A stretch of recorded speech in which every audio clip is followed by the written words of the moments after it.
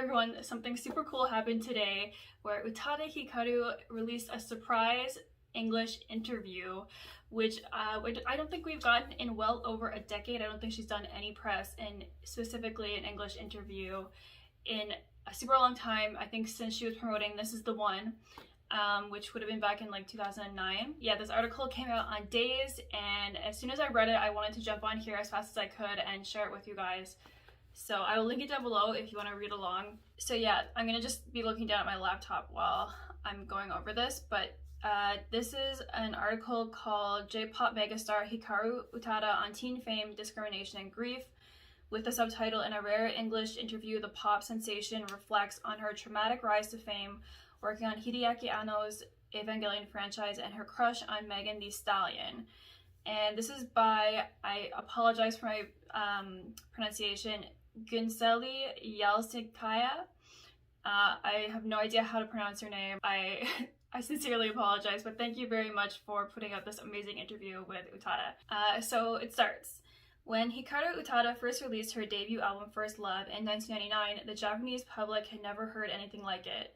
Age 16, the American-Japanese artist ripped up the J-pop rulebook with genre-hopping melodies, influenced by Western pop hits and slick R&B grooves.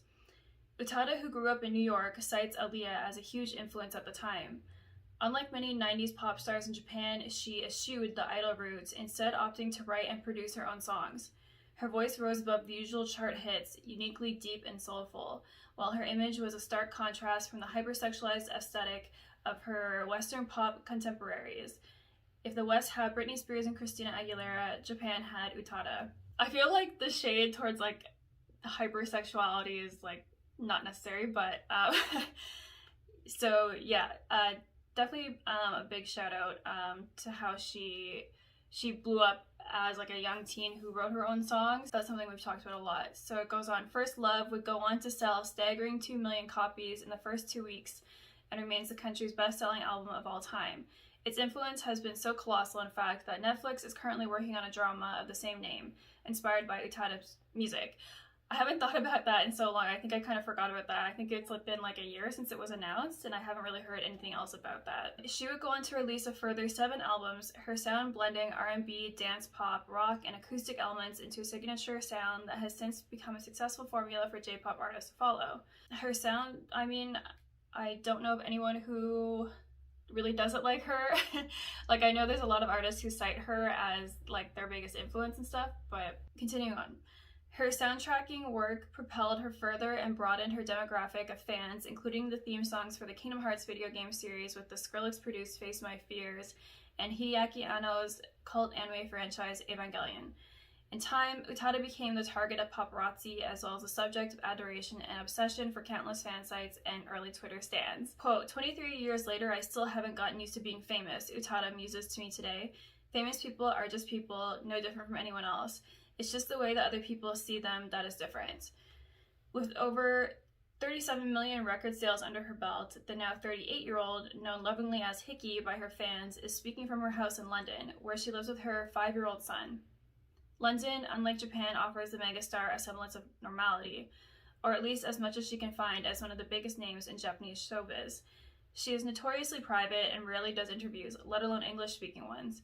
Her last English-speaking press appearance was just over a decade ago in a 2009 radio interview on NPR. So yeah, it's been quite a long time, which is why I really wasn't expecting this. Yeah, really amazing release to come out today. We are in conversation with her latest single, Pink Blood, which was released last week. The track is an intimate reflection on finding independence and the residual feelings of melancholy that come with it.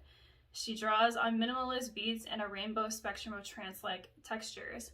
It is mellow, multi-sensory music to float away to.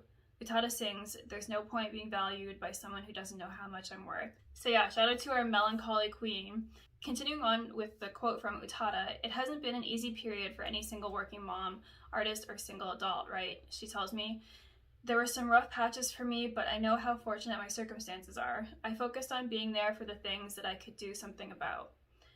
I really like that quote from her. I focus on being there for the things that I could do something about. I think she's talking about just being present and trying not to get stressed out over things that we have no control over. The singer is known for having a wide range of musical references, previously citing everyone from Metallica to Lauryn Hill as influences. She says she has spent lockdown, quote, dancing to Omar S, singing along to Salt and Amber Mark. I don't know who any of those artists are, but we will have to check them out. Quote, I may be having a celebrity crush on Megan Thee Stallion, she says with a laugh. So since this came out, I see a lot of you guys calling for collaboration between them, which would be super interesting. Her EP One Last Kiss was released this year and features the theme song for the final Evangelion film, Evangelion 3.0 plus 1 Thrice Upon a Time, as well as variations of existing songs from the anime. The title track is a stripped down yet springy pop ballad. I would not describe it as stripped down. It's maybe starts off that way, but it's very, very layered. Continue on. Produced by PC Music founder A.G. Cook, whose glitchy sound can be felt in the song's anthemic chorus. Working with him was great, explains Utada. It was like having an amazing interior designer for a crude house I had built. I love all these weird metaphors she always comes up with. The theme song, Utada says, is an exploration of loss and marks the end of a 14-year period of writing and performing songs for Evangelion. The beloved anime launched its final installment earlier this year after a 9-year hiatus and parallels Utada's own trajectory in many ways. Set against the skipping bass and chopped up vocals, Utada explores the bittersweetness of moving on, growing up, and coming to terms with yourself. She explains, after this final film, I see Evangelion as a long story of mourning, an exploration of the different stages of grief and how we deal with loss, which has been a prominent theme in my work too. Utada compares the period of grieving with the death of her mother, the esteemed enka Japanese ballad singer Keiko Fuji. Quote, my whole life I was grieving for my brother, losing her slowly to mental illness, and since her death 8 years ago, it became a conscious grief, a loss I didn't know how to move on from, she explains. When I began working on One Last Kiss, I finally understood that the point was not to try to leave that behind, but to accept that I will carry it with me always. It still hurts, and that's all right. What was a loss became a gift. That's totally true.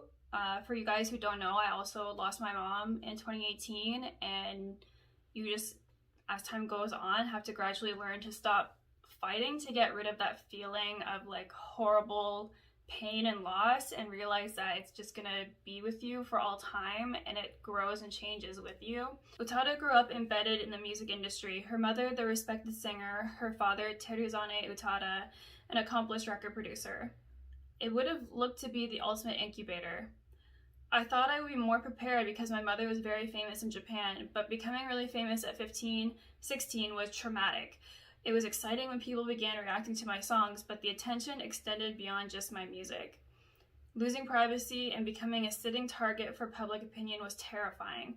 I did my best to be dignified even when I felt crushed or violated. I was blown away by this statement. Utada has talked a lot in Japanese interviews about what it was like to blow up as a young teenager, and I feel like she has never been this direct and blunt, and I'm not sure if it's like because of the differences in language and culture. She mainly has talked about how like it was a surreal feeling that suddenly her songs came out and her singles were in record stores, but I don't believe I've ever heard her reference it as traumatic, and that she was violated, and I just feel so fucking awful for her because of this statement, and I can't imagine. I can't even wrap my head around what it would feel like to be in that position. Despite this, she says she is grateful for those formative experiences. I learned not to take anything personally from anyone. That's a really valuable skill, she adds. Also, whether it's praise or criticism, I try not to take it too seriously. At most, they're about stuff I've already put out, and I'm more interested in what I'm doing now or have yet to do. I really love this quote too. As an artist, I had to learn that skill as I grew up also, is like not to take people's negative opinions about my work personally and not let their opinions change my opinion of myself or my work. And it's an ongoing struggle, and I think she's really correct here that it's a really, really valuable skill. Not taking people's criticisms, and even for celebrities, like what tabloids say about them, not taking that personally is a tremendous feat, and I'm sure it's a long road to get to get there, to get to this position where you can just be at peace with yourself. And I'm sure living far away from the Japanese public eye has really helped her with that. Continuing on. Utada announced her foray into the American market with her electronically fueled 2004 album Exodus. Co-produced by Timbaland, the English language record marked a move away from the heart-tugging and ambiguous melodies that cemented her status as a teen sensation. The album was fiercely original, bold and edgy, incorporating dance elements and avant-garde melodies into moody club beats. But it failed to earn Utada much attention outside of Japan. With little support from radio or video outlets, it never cracked the Billboard Top 100. Little label support too. At the time, Utada spoke of her hesitation going into the Western market. Speaking to MTV in 2004, so this is a throwback quote, she reflected on feeling discrimination as an Asian artist. I don't think it's the music that I'm concerned about. It's obviously that I look really different and there really aren't any completely Asian people who are popular singers in the US right now. And that is still the case. This is a quote from 2004. We're now talking about this in 2021.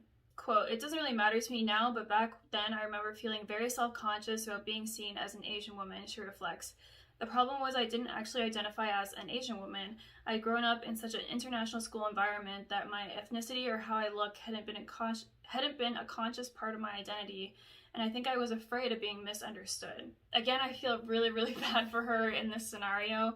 I remember her talking about her makeup artist during the Exodus era, and when she came back to do This Is the One, she didn't go with the same makeup artist because in the Easy Breezy video, they had made her look like just an Asian girl, and she totally does. It's almost like they wiped out her face and like put a mask on it to make her look like a typical Asian girl, I guess. And yeah, it must have been really terrifying, really nerve-wracking. And obviously I have no idea what that would feel like, especially if she was already like an adult and a well-established artist, trying to enter this world where she suddenly was made to feel like an other or invalid because of her racial background.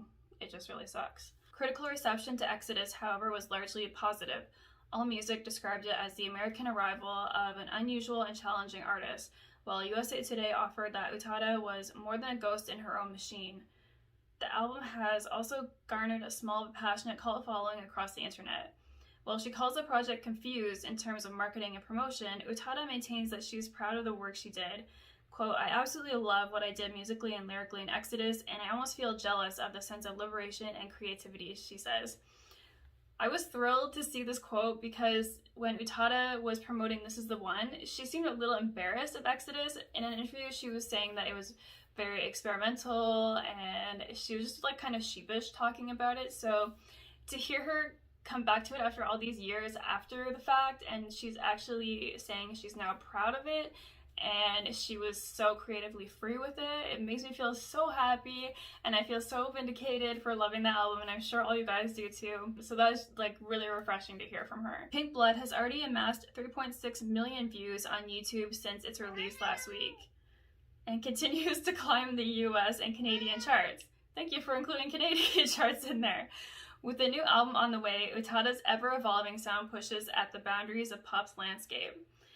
Her wider influence is also undeniable. The frenetic, glossy music scene of A.G. Cook or Charlie XCX, now gaining mainstream success, was inarguably bolstered by Utada, while future pop star Rina Sawayama cited Exodus as a major influence on her 2020 debut. By the way, I'm wearing my Sawayama shirt right now. The way this was written is future pop is like hyphenated, so they meant like the sound is future pop of Sawayama, not that she's like the pop star of the future, I think. Continuing on, Sawayama telling Nylon she's genuinely the reason why I started doing music. Rina Sawayama talking about Utada. The synthetic AI-powered melodies of Hatsune Miku or K-pop stars aespa, I'm not totally sure how to say that, and other artists at the forefront of J-pop today owe her too. I think my music can only evolve as much as I evolve as a human being, she says. I hope my songs reflect my inner growth and personal journey. I ask Utada what she thinks the biggest misconception is that people have of her. The reaction I get most often from people who see me in person is, wow, she really exists. She pauses. It's hard to think of any misconception that could top that. And Pink Blood is out now via Sony. I think we can really see that her music does evolve and she changes and grows up as a person, especially since we got to see her since she was 15 years old, now into her later 30s. And her music and style changed so much, and she continuously challenges herself with each album that comes out. I think as artists, everyone needs to keep growing and continuously learn, and then that comes out in your art as well. In this case, the music. I think Utada is a great example of that, and that does really come out in artists who write their own music and lyrics, and it's where a lot of artists who don't do their own production kind of get left behind, either repeating the same thing over and over or just quitting music altogether. Hikki, your songs definitely do reflect your inner growth and personal journey. We are getting a whole lot of it, especially on the latest songs that have come out over the past year, and I feel like this forthcoming album is going to top the last two for sure. I have really high hopes for it. Being a fan of hers for I think like 17 years now, it has been a crazy journey, and I feel lucky to be one of her fans, honestly. So